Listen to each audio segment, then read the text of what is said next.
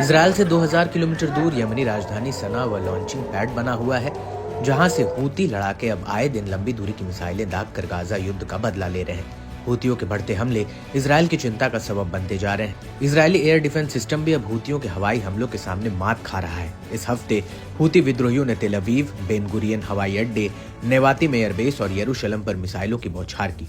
मिसाइलों की इजरायली आसमान पर सिर्फ गर्जना ही नहीं सुनी जा रही है, बल्कि इससे इजरायली शहरों में हो रहे नुकसान और तबाही भी बड़े पैमाने पर देखने को मिल रहे हैं। इस बीच यमनी नेता अब्दुल मलिक अल हूती ने कहा कि इस हफ्ते हमने एक महत्वपूर्ण और शक्तिशाली अभियान चलाया। इसमें 11 क्रूज मिसाइलों और एक ड्रोन के साथ दूसरी बार अमेरिकी विमान वाहक पोत ट्रू मैन को निशाना बनाया। यह अभियान यमन के खिलाफ बड़े पैमाने पर आक्रामक अभियान शुरू करने की तैयारी के साथ हुई।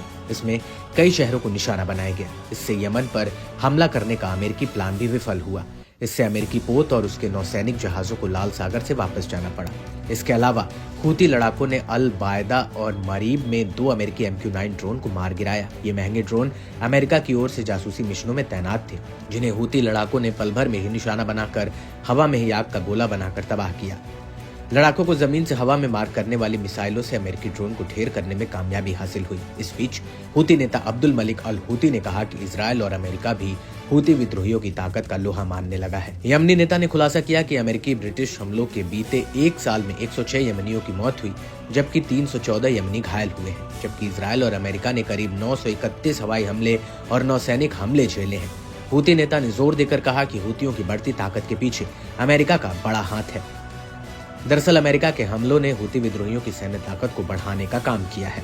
हूती विद्रोही भी एडवांस हथियारों और गोला बारूद का इस्तेमाल कर इजरायल और अमेरिका को झटके दे रहे हैं। हूती इजरायली हमलों के खिलाफ अपने रुख में डगमगाएंगे नहीं। यहाँ तक कि बीच बीच में होने वाले इजरायल और अमेरिकी हमलों से हमारी ताकत कम नहीं होगी। हम अपने रुख को लगातार कई गुना रफ्तार से आगे बढ़ा रहे हैं। बता दें कि नवंबर 2023 के बाद अब तक हूती लड़ाकों ने अमेरिका के 14वां MQ-9 ड्रोन मार गिराया है।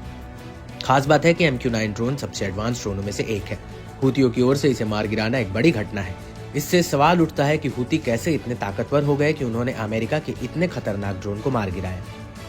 हालांकि हूती अपनी ताकत के पीछे अमेरिकी हमलों को जिम्मेदार ठहरा रहे हैं, जो ये दिखाता है कि दुनिया के सुपर पावर देश अमेरिका को यमन के हूती लड़ाके सीधी चुनौती दे रहे हैं। ऐसे में ये देखना काफी अहम रहेगा कि हूतियों की ताकत कब तक पश्चिमी देशों की आंखों में चुभती है।